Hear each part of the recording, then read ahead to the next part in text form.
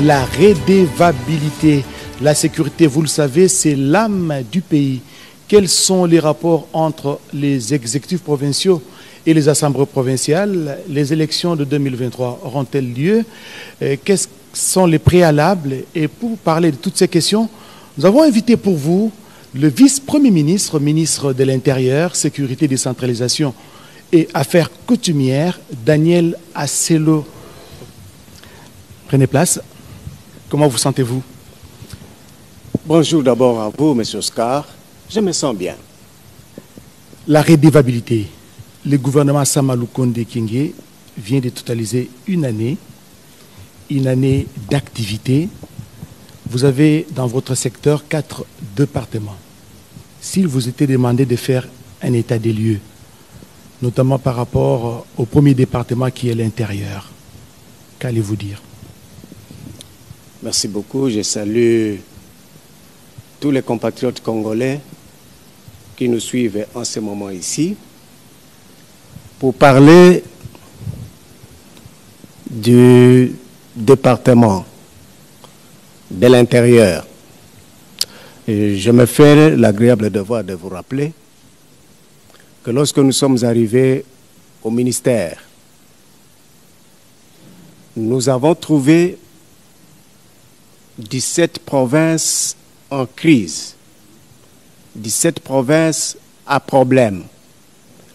On sait que il y avait destitution ou déchéance de gouverneurs ou vice-gouverneurs. De par les assemblées provinciales.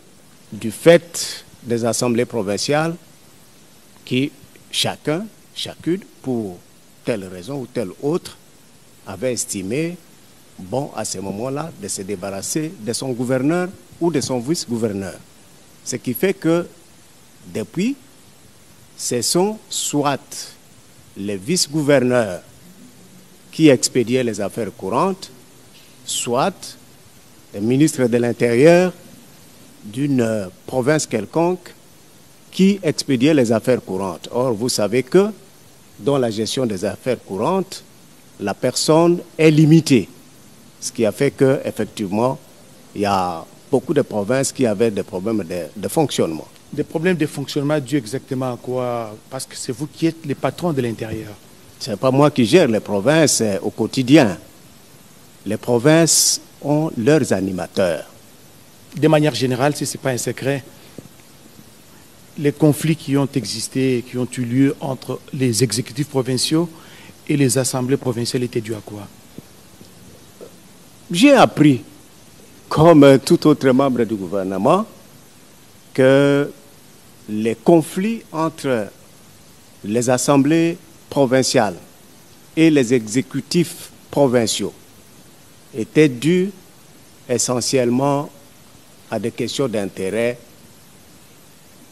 d'argent, parce que, semble-t-il, d'après certains gouverneurs partis, les assemblées provinciales pensaient que les gouverneurs étaient en train de gérer, étaient en train de mener une vie agréable par rapport à eux, les membres des assemblées provinciales.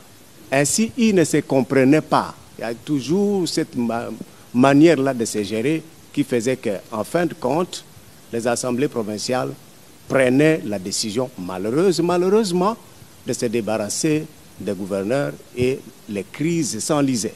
Et Daniel Asselo, la solution, c'était organiser les élections. Nous avons enregistré ce dernier temps.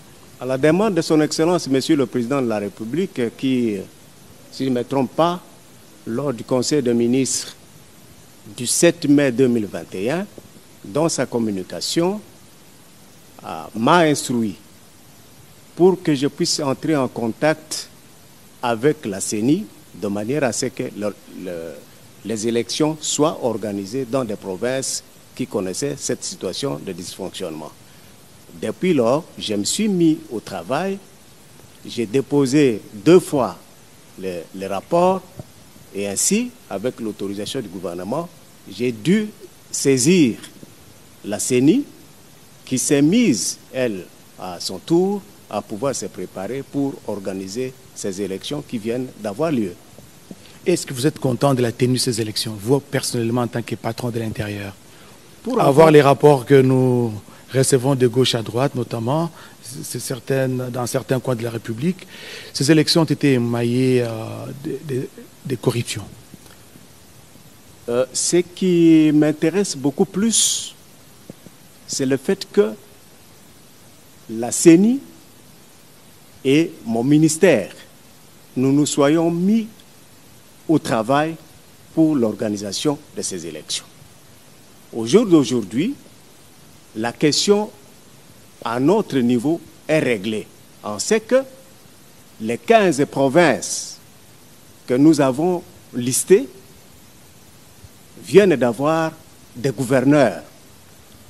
Bon, les à côté des élections, nous apprenons que des choses pas très bonnes se sont passées. Il faudra les appeler ou les qualifier de corruption, tentative de corruption, actes immoraux, ainsi de suite.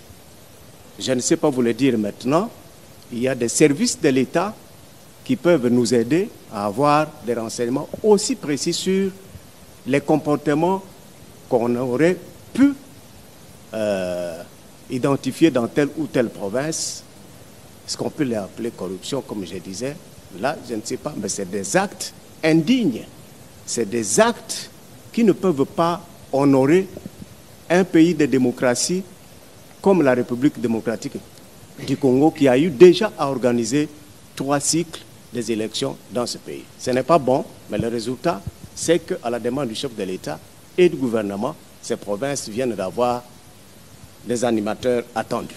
Daniel Asselo Okito-Akoy, vous êtes vice-premier ministre, ministre de l'Intérieur, Sécurité, Décentralisation et Affaires coutumières, puisque nous parlons des élections.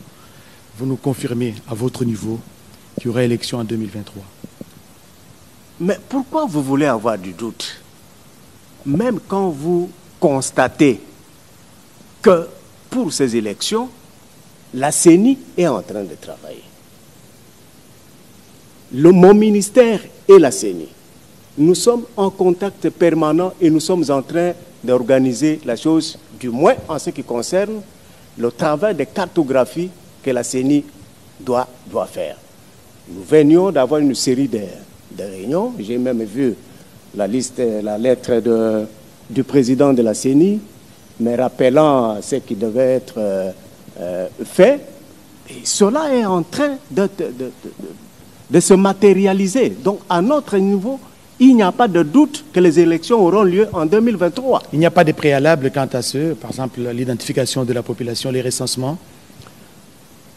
Les recensements, l'identification de la population sont des opérations constitutionnellement reconnues. Ce n'est pas parce qu'on doit organiser les élections qu'on doit identifier le Congolais. Le Congolais a droit à une carte d'identité. Et c'est à l'issue de cette opération d'identification ou de recensement de la population que le Congolais devra avoir sa carte d'identité qui n'a rien à voir avec la carte d'électeur. Donc, il n'y a pas de doute à notre niveau. Si je vous comprends bien, les opérations d'identification, de recensement de la population ne vont influer en rien sur les calendriers électoraux. Ce n'est pas une condition pour que nous puissions aller aux élections. La CENI est en train de faire son travail. Son calendrier sera effectivement publié et les gens vont constater qu'à une date qui sera annoncée, la CENI va commencer à faire l'enrôlement des électeurs. Parce que c'est ça le travail qui lui est donné. Faire l'enrôlement des électeurs. Mais mon ministère, avec l'ONIP, nous allons d'ici là, effectivement, donner le goût pour que l'opération d'identification de la population soit faite, elle aussi. Donc, il n'y a pas de doute. La CENI évolue, l'ONIP va évoluer de sa manière aussi. Et dites-nous, comment se mène cette mutualisation, comment se fait cette mutualisation entre le ministère, la vice-primature justement de l'Intérieur ou le gouvernement avec la CENI? Le gouvernement de la République, par son Excellence, Monsieur le Premier ministre, a voulu qu'il y ait cette mutualisation des données, mutualisation des énergies, qui pouvait ou qui peut nous permettre en ce que nous puissions éviter des grandes dépenses pour la République, par exemple. Que nous puissions éviter de nous prendre beaucoup de temps pour ça. Et là, je crois que nous avons réussi. Et c'est pourquoi la CENI est en train de faire ce qu'elle fait. L'ONIP va commencer bientôt, comme je l'ai dit. Et la CENI, en fin de compte, va prendre les éléments, ces données, elle va les reverser au niveau de l'ONIP. Et le travail continuera comme ça, en harmonie. Et le travail va continuer en harmonie. Nous allons prendre un autre département que vous gérez, parce que vous avez un grand portefeuille, il faut le reconnaître. Vous avez l'intérieur, la sécurité, la décentralisation et les affaires coutumières. Nous allons parler des questions liées à la sécurité. Nous assistons aujourd'hui à la montée en flèche du banditisme urbain, de la criminalité, d'une part, et de l'autre... Ces bandits urbains font face à une police non formée. Nous assistons à des bavures policières. Je veux partir d'un cas. Un garde du corps d'un officier supérieur qui tue son chef par mégarde. Il y a un problème se pose avec acuité, celui de la formation des policiers. Qu'est-ce que vous avez prévu pour cela? Parce qu'on décrit chaque jour qui passe, un policier par mégarde a tué un innocent. Chaque jour qui passe, un policier a mis fin à la vie d'un innocent. Qu'est-ce que vous avez prévu pour redorer l'image de la police nationale congolaise? Former un policier, c'est un devoir dans la manière de gérer le département. C'est un devoir. Et donc, nous n'allons pas former des policiers parce qu'un autre a mis fin à la vie de son chef.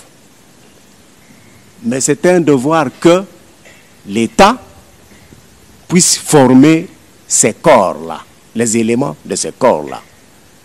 Nous sommes désolés parce qu'à un moment donné, à l'espace de 2 mois, ici à Kinshasa, 4 policiers ont mis fin à la vie de 4 personnes. Il n'y a pas qu'à Kinshasa, à Goma et dans d'autres villes de la République, nous assistons à des cas similaires. Nous le savons. Et nous n'avons jamais été contents de cela. Paix aux âmes de ceux qui nous sont quittés dans ces circonstances-là. Mais je dis que c'est un devoir pour la République de pouvoir former ceux de ses compatriotes, ceux de ses citoyens qui décident de venir à la police ou à l'armée. Quant en ce qui concerne la police, principalement, le gouvernement de la République que gère son Excellence Jean-Michel Sama Lukonde a conçu et même défendu un projet. Dans ce projet-là, il y a la page Police nationale congolaise. La formation est prévue. Mais vous savez qu'on ne va pas former des gens dans la masse. Il faut un recrutement. Nous allons commencer par le recrutement. C'est le recrutement que nous allons faire d'ici là. Ce recrutement nous conduira à pouvoir former ceux des policiers qui répondront à cet appel-là. Et qu'est-ce qui va changer dans l'entretemps? Parce qu'il y a eu des recrutements avant celui que vous allez lancer. Et quels sont les critères qui seront mis en exergue dans le recrutement de ces policiers? Les critères légaux existent certainement dans un document. À la nuance ici que nous allons tout faire pour que ceux des compatriotes qui viendront à la police aient quand même un petit niveau intellectuel requis. Parce que l'intellectuel, lui, même s'il n'est pas policier, même s'il n'est pas militaire, même si, il a l'essence de l'humain. Il a l'essence de la réflexion. Il a l'essence du respect des autres déjà avant qu'il ne soit policier, militaire ou tout autre. Et donc, nous allons peut-être renforcer ces critères-là. On ne peut pas continuer à avoir un corps constitué, en tout cas en grande partie, parce que je suis avec les officiers de la police qui déplorent la situation, la hiérarchie de la police qui déplore cette situation, où des parents dans une famille disent, ils regardent leur enfant, ils sont dans l'impossibilité de pouvoir continuer à l'entretenir, ils disent, ah, yo, il faut que nous attendre la police. Ça doit s'arrêter. Donc c'est une poubelle, la police devient comme une poubelle, ça ne peut pas, un dépotoir. La police congolaise ne peut pas être un dépotoir. Ça, nous allons y mettre fin. Mais plus que déjà dans la police, il y a des policiers qui sont indignes, qui n'ont pas été formés, bien formés. Qu'est-ce que vous allez en faire? Vous allez les remettre sur le banc de l'école ou carrément vous allez les radier de la police? Non, il me semble qu'ils ont la volonté de servir la nation. Il nous revient à nous, gouvernement, il nous revient à nous, les responsables de l'État, de pouvoir les former. Nous devons les former. Ils feront corps avec ceux que nous allons recruter et chacun, à n'importe quel niveau, pourra être formé pour être dignement au service de la République. Dites-nous concrètement, monsieur le ministre, le vice-premier ministre, ça va se passer comment? Parce que les besoins en homme est vraiment imminent. Parce que quand vous allez à Ango, dans l'ancienne province orientale, c'est à peine que vous allez détecter un policier, peut-être par l'arme, son arme. Ils n'ont pas de tenue, ils n'ont pas de bottes. Et quand il y a un acte d'incivisme, on sollicite l'intervention de la police. Il faut peut-être aller prendre les policiers qui sont à 200 km, à 300 km, pour venir stabiliser un cas de trouble dans un coin de la République. Il y a un besoin en homme. Ça va commencer quand, ces recrutements?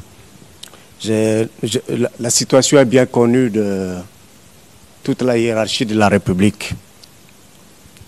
Nous allons, d'ici là, lancer l'opération de recrutement des policiers. Seulement, voilà. Il est prévu que nous puissions recruter et former plus de 6 000 policiers par an. 6 000 policiers par an. Par an. Or, jusqu'à cette minute, les moyens ne sont pas encore à notre disposition, surtout que, voilà, les énergies de la République par rapport à le budget, par rapport au budget, sont encore tournées substantiellement vers l'est du pays où nous connaissons cette situation d'état de siège. Mais le chef de l'État nous a rassuré que d'ici là, le gouvernement devra procéder au recrutement des policiers. Nous n'allons peut-être pas recruter d'un coup ce qui est prévu dans le budget, mais parce qu'il faut commencer par quelque part, je crois que nous pourrions commencer par un petit groupe et puis nous avançons pour combler les vides que vous auriez constatés lorsque vous vous êtes retrouvés à Ango. Ango, même dans le Nord Kivu et dans plusieurs autres provinces. Partout, nous savons qu'il se pose un problème d'effectif des policiers. Là, il n'y a pas de doute, personne ne peut les... Et en termes de priorité, une fois les moyens mis à votre disposition, vous allez commencer par quelle province? Ça revient à la hiérarchie de la police qui, au vu de certaines contingences, devra décider d'envoyer à tel ou tel endroit. Ce n'est pas le travail du ministre que je suis. Parmi vos attributions, vous avez la gestion de la circulation des personnes et de leurs biens. Monsieur le ministre, conduire à Kinshasa constitue un véritable casse-tête, non seulement à Kinshasa, même dans plusieurs autres grandes villes de la République. J'ai fait allusion ici à la circulation routière. Des embouteillages monstres. À un certain moment, l'opinion se demande si la police existe. Comment remédier cette situation qui n'a que trop duré? La situation a trop duré, effectivement. La situation gêne tout le monde de telle sorte que la haute hiérarchie de la République s'est même donné le devoir de s'adresser 2 fois en Conseil des ministres à tous ses collaborateurs. Le devoir m'a été donné, en tout cas par rapport à ce qui concerne Kinshasa et d'autres villes,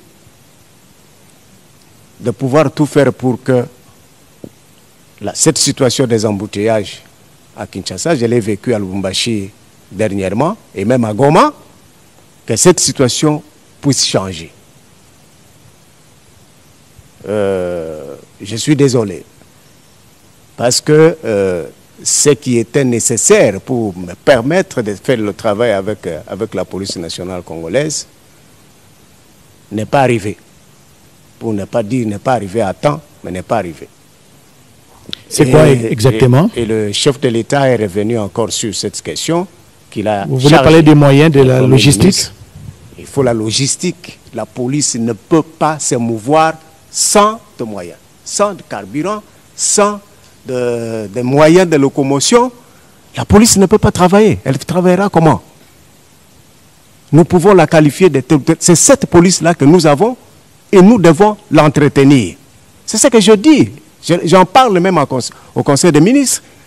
Pour que la police puisse faire son travail convenablement, il faut mettre des moyens à sa disposition.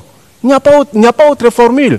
En attendant qu'on règle cette question des trous sur les rues de Kinshasa ou d'autres villes, on doit mettre des moyens à la disposition de la police qui doit avoir du carburant, qui doit avoir des camions, qui doit avoir de la bonne tenue. Parce que je vous informe ici que au mois de juillet, le 2 juillet, c'est déjà annoncé, c'est le Saint-Père qui arrive chez nous, en République démocratique du Congo. Le pape, oui. Le pape. Mais je dis, à qui veut l'entendre, que lorsque un étranger descend de l'avion à Kinshasa, la première personne qu'il rencontre, c'est un monsieur de la DGM ou c'est un monsieur de la police nationale. Ces gens-là doivent être bien habillés. Pas seulement pour la circonstance, ça doit être pas seulement pour la circonstance, dans la durée. C'est un problème de principe. Je le défends comme ça. C'est un problème de principe. Notre police doit être bien habillée. C'est comme ça. Elle doit avoir une tenue convenable. Notre police, nos éléments de la police doivent manger, alors bien manger. Parce qu'ils sont venus répondre à l'appel. Nous devons les entretenir. Nous ne devons pas être là tout simplement en train de critiquer ceci ou cela quand nous ne les mettons pas dans les conditions du travail. Mais je suis seulement en train de constater que ce qui m'est demandé de pouvoir faire, je ne le fais pas à ce jour, tout simplement parce que les moyens réclamés pourtant des décisions prises par un conseil des ministres qui dit donner des moyens au ministre de l'Intérieur pour qu'il puisse faire le travail susceptible de faire arrêter les embouteillages à Kinshasa et dans des provinces. M. Danguel Asselo, je sais que vous châtiez bien les Lingala, n'est-ce pas? Vous les châtiez très bien. C'est l'une des 4 langues nationales. C'est vrai, on aura beau jeter des colibés sur les policiers, mais côté Moussous, des populations qui ne savent pas respecter les codes de la route, on traverse quand on veut. Moi, le Mouké pour la population, mais c'est à l'occasion de quoi on constate que, pardon, Nazongi, nini tukukende komona ke baza ko respecter code de la route te. Oui, ngai na yo na bateni civil na biso oyo ezalaka mwa pasi tokende kotelemisa mutu oyo azotambola aza ko respecter code de la route te. esengeli mutu oyo biso topesa musala wana azala nisika wana. Mutu wana kombo na ye policier de roulage. Yango wana nazoloba. Esengeli to tia policier de roulage wana na condition ya kusala musala na ye pour que tango M. Oscar azo tambola ezala kaka mutu wana nde akoki kotelemisa ye albi monsieur awa yo oza na droit ya koleka boye te, oza nde na droit ya koleka na sens mosusu. C'est ça. Donc il faut la combinaison de ces deux attitudes là. Tobengaka yango nini na lingala, il faut kopesa ye oyo esengeli na ye mpona kosala musala makoki ya kosala musala na ye. Mais population biso pe est-ce que esengeli policier azalaka kaka na fimbo pour que toyeba ke na mboka na biso esengeli totambolaka ndenge mibeko esengi yango. Là, le grand homme politique que j'ai connu en premier, na Vinanga, Etienne Tshisekedi Abandonné Koloba, changement de mentalité. Population, il faut changer mentalité. Pour toujours saper, ba policier na biso na nzela, musala ya mingi, parce que biso moko comportement ezamabe. Tala ba motard na yo. Bango, etali bangote. Code de la route, etali bangote. Sans ce il y a l'indique aux Zouandé azui. Mais basa l'attention, ils se permettent même à un moment donné, il y a coaché à ma boque sur des policiers. Ah bon? Ni nouana, dingi sa wana na pesi bango. Ce qu'on a niveau du ministère intérieur, Moussa Bozo Sala pona ba motard wana kozum se bon nanzela. Ce qui policier a kangiye. Ayaka na yena ministère te. Akendaka na isika oyo ba jujaka ba violation ya ba infraction. Donc au parquet, au tribunal, ya ko sala pe musala na bango tango mutu azako violer mibeko ya mboka. Il faut savoir les sanctionner. Bazaba hors la loi, au-dessus de la loi. Pourquoi? Des gens qui sont au-dessus de la loi. Ils viendront d'où? Ceux qui bakangiye abengi na chombo beko libéré. Pona nini? Pona nini? Pourquoi nous allons créer une race comme ça? Namboka. To créer race à Nengwanate. C'est la discipline qui doit s'imposer. Et Moutounyo, ceux qui peuvent se discipliner, mais si kayo qui kosala 10 minutes, 20 minutes, au kosala 5 minutes parce que vous avez pu accepter à cause là que feu rouge au ezaline sikatel et qu'on permettre que circulation est à la malam. Et c'est au bénéfice de tout le monde. Pourquoi alors nous allons accepter de créer une race qui ne peut pas respecter Nibeko Yamboka? C'est au profit de quoi? Nakoyoka, ça veut dire que yo en tant que patron intérieur, au kolemba batouanate, batou bazo buka mibeko. Nalemba bango pona nini? Ngai naza wana pona ko gérer batu nyonso wana. C'est pourquoi je dis, tango policier et asali musala na ye, soki mutu a violé mibeko, batindi ye esika baoki kotinda ye. Kuna pe akoka kokendo kozwa leçon ke akoki ko déranger ba congolais nyonso te, ba kinois nyonso te, to ba loi la baie. Non. Puisque nous parlons de la sécurité, je l'ai dit tantôt, il y a recrudescence, il y a montée en flèche de l'insécurité dans les grandes agglomérations. J'ai fait allusion ici au phénomène Koulouna. On présente des éléments ou des bandits urbains qu'on appelle Koulouna à la télévision. 4 jours après, vous allez apprendre qu'à Selembao, vous allez apprendre qu'à Lubumbashi, à Matadi, il y a eu des actes de banditisme urbain opérés par ces mêmes gens. C'est comme si la police était essoufflée. Non, la police n'est pas essoufflée. Je continue à dire que la police, quelles que soient ses insuffisances, ezali wana pona kosala musala, et sengeli to tiango na ba condition ya kusala musala. Vous allez constater tango bakanga kabatu nakanisi Général Kasongo alakisaki ba mususu lobby kaka na Kinshasa waneke bakangi bango. C'est une curieuse histoire. C'est que parmi Batouana, ezanga kati omona moi policier moko Tomi Balé. Donc il y a une certaine complicité nakati. Ndeko, à ce moment-là, on les traite comme tout citoyen congolais qui a violé la loi. Akeko Yib, Akeko Boma, ce n'est pas parce qu'il est policier. C'est parce que Kombo Naye, Eza Kingani, et il a rêvé. Yakusale la Mutumabe, Yakusale la Mboka Mabe. Ce n'est pas parce qu'il a la tenue de la police. Ça ne peut pas être une raison pour la Moutoua que ne kusala likamanengwana.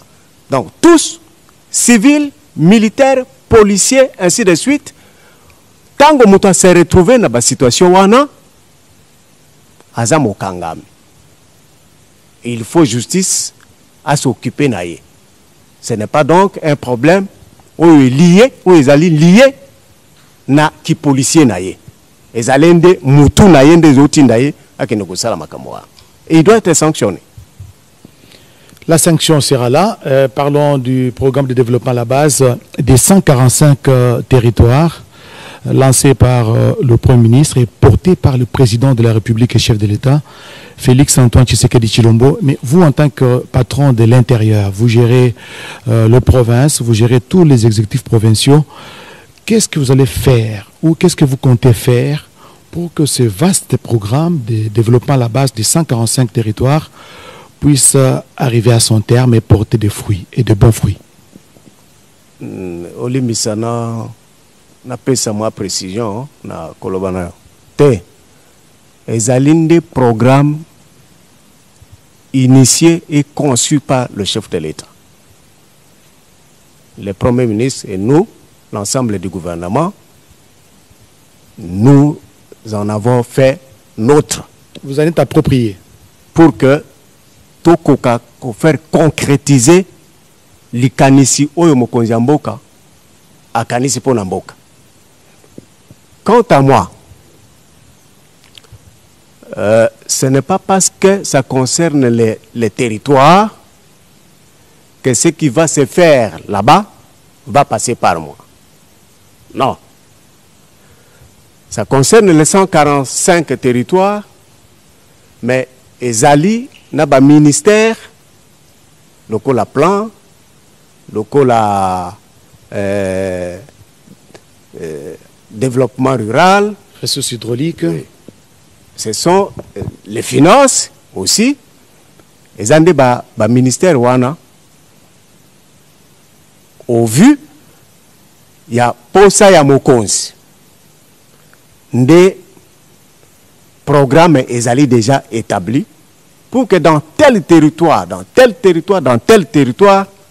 réalisation ekoka kosalema. Na o etali banzela mokonzi ya mboka aza na posa ya korelier le Congo par des routes. C'est-à-dire que chaque territoire, il faut ekoka kozala na contact par une voie na territoire mosusu.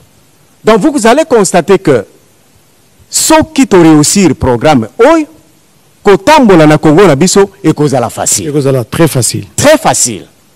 Et le président Tshisekedi ne tient qu'à cela. Il faut ba école ekoka kotongama na esika ministère ya EPST akoki kolakisa na bato ba kotonga que awa vie des ali il faut école etongama. Administration ya mboka na biso ba bureau ezate. Allez à l'intérieur du pays, vous allez constater que dans beaucoup de territoires, ce sont des vieilles maisons nous laissées par l'administration belge, qui sont de telle sorte que quand vous y entrez, vous ne trouvez que des tôles là-bas, il n'y a plus rien, tout est trouvé. Alors, le président tient à ce que cela puisse se faire. Où est côté là-bas, hôpitaux, dispensaires, donc centre de santé. Bisika Moussoussou, il n'y en a pas, il faut parcourir autant de centaines de kilomètres pour que Moutouazen Namboka Songolo a ne se faire soigner. À votre niveau, qu'est-ce que vous allez faire pour le succès de ces programmes? C'est faciliter la tâche na batunyons o bakozala chargé na oyetali réalisation ya ba projet wana sur le terrain. Déjà, d'ici là, vous allez apprendre que tu désigner administrateur de territoire Yassika. Vous voyez, quelqu'un qui est resté dans un territoire 10 ans, il est administrateur de territoire. 5 ans, il est administrateur de territoire. Qu'est-ce qu'il peut encore vous amener dans la réflexion? Et le chef tient à ce que ces programmes de développement de 145 territoires soient réalisés avec les nouveaux animateurs de la territoriale. Je suis sur le dossier dans quelques jours, je vais me libérer. Quand vous parlez de nouveaux animateurs, vous faites allusion au gouverneur de province? Non, administrateurs des territoires et leurs adjoints, le chef de secteur. Qui seront bientôt nommés? Qui seront bientôt nommés. Monsieur le vice-premier ministre, ministre de l'Intérieur, Sécurité, Décentralisation et Affaires coutumières, il y a un grand événement qui a été organisé ici à Kinshasa il n'y a pas longtemps. À l'invitation du Premier ministre, tous les députés provinciaux ont pris part à un séminaire. Ils étaient en face du chef de l'État, le président de la République, Félix Antoine Tshisekedi Tshilombo. Ils ont parlé de vive voix, ils ont échangé, ils lui ont soumis leurs desiderata, leurs préoccupations, leurs soucis quant au fonctionnement de leurs entités administratives. Au jour d'aujourd'hui, vous pouvez nous rassurer que tous les problèmes qui ont été soumis, posés au président de la République, ont trouvé solution. Je crois que l'objet de ce séminaire-là n'était pas celui de voir les députés poser leurs problèmes. Mais c'était une occasion, une aubaine pour eux. Voilà, effectivement. C'était une occasion pour eux, pour nos compatriotes qui sont des députés provinciaux, de faire savoir à l'autorité les conditions sociales, ou plus, dans lesquelles ils sont en train de passer leur vie. Mais ici, substantiellement, l'objet était, pour le président de la République, de demander aux députés provinciaux l'accompagnement pour son projet de développement de 145 territoires. Ce qui a été accordé. Le message est passé et je crois que si vous revisitez vos éléments, vous pourriez retrouver les déclarations des députés provinciaux, les honorables députés provinciaux. Des déclarations de soutien, tout naturellement. Déclarations de soutien à l'appel lancé par le chef de l'État pour ces programmes-là.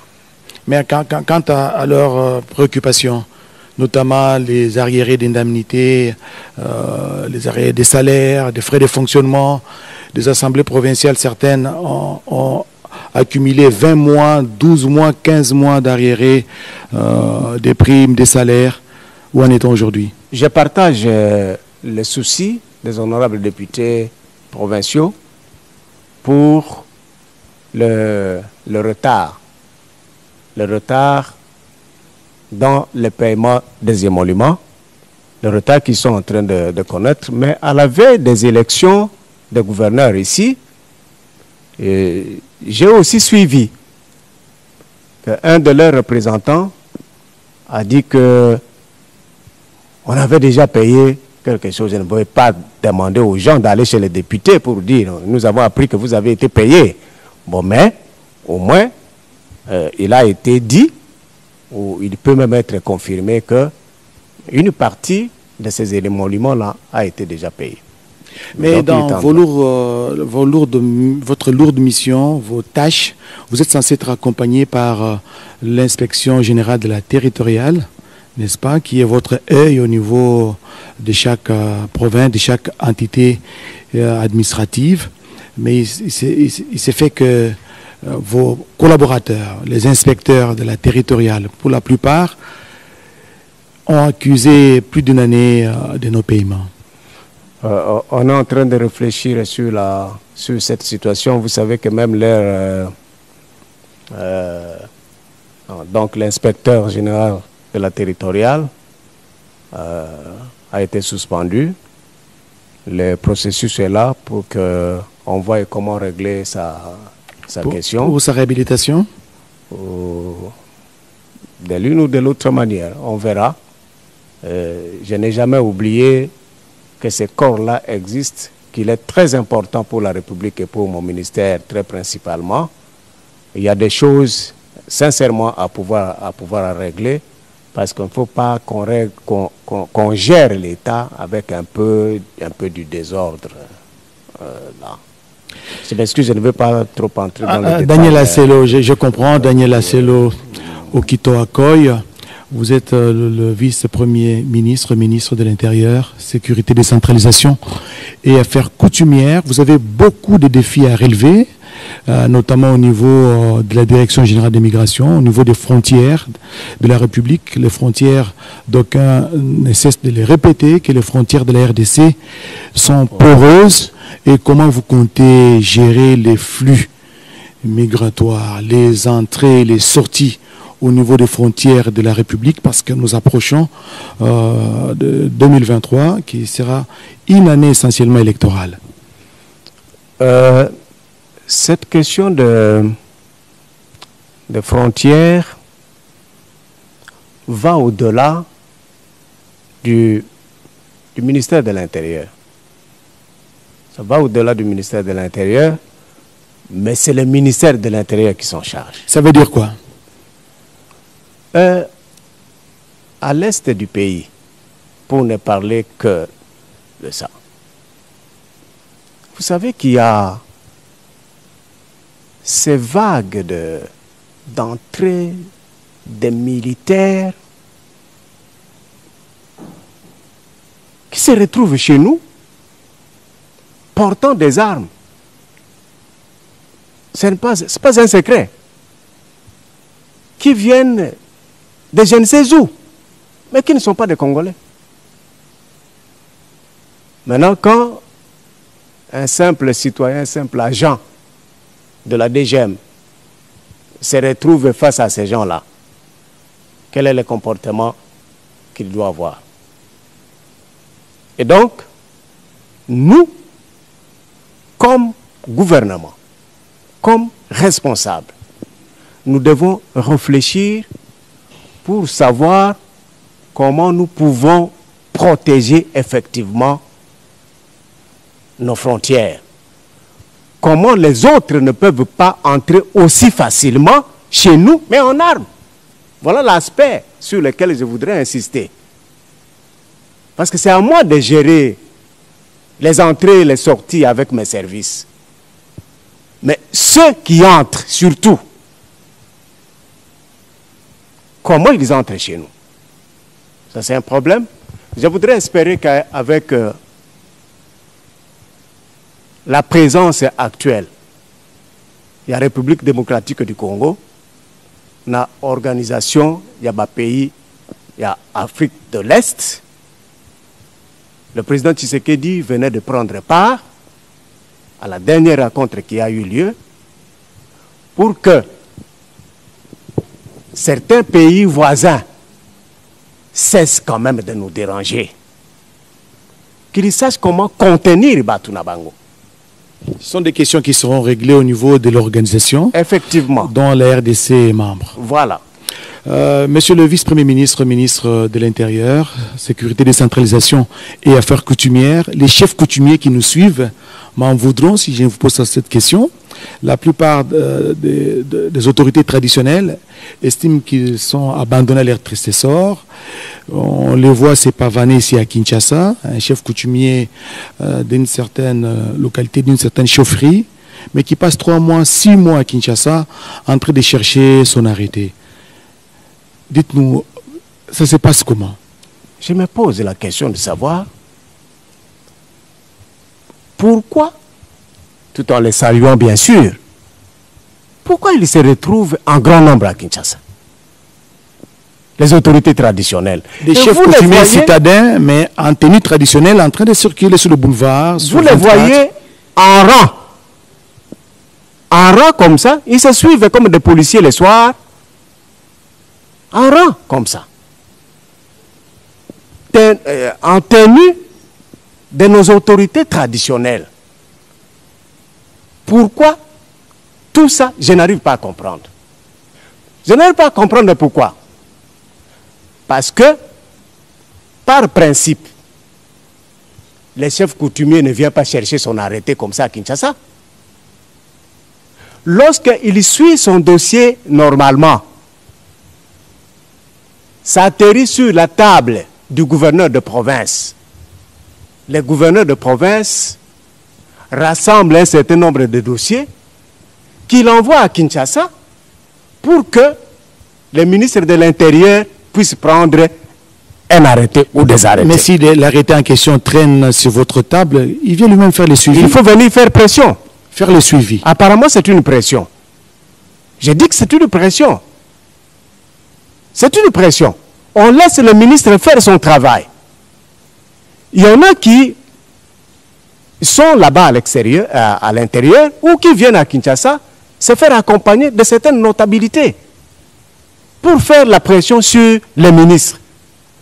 Alors que je suis en train d'attendre que mon représentant dans la province m'envoie des éléments pour me permettre de me prononcer. Mais quand ils viennent ici exercer pression sur moi, c'est comme des gens qui veulent m'amener moi à commettre des irrégularités. Et quand vous signez un arrêté, je suis en train de le vivre, mon cher frère. Vous signez un arrêté, le lendemain, c'est un problème. On crie dans ce village-là. Il y en a même qui vous rappellent les Kamina de triste mémoire. Non, si vous signez ça, si vous avez fait ça, c'est que vous attendez à Kamina Sap.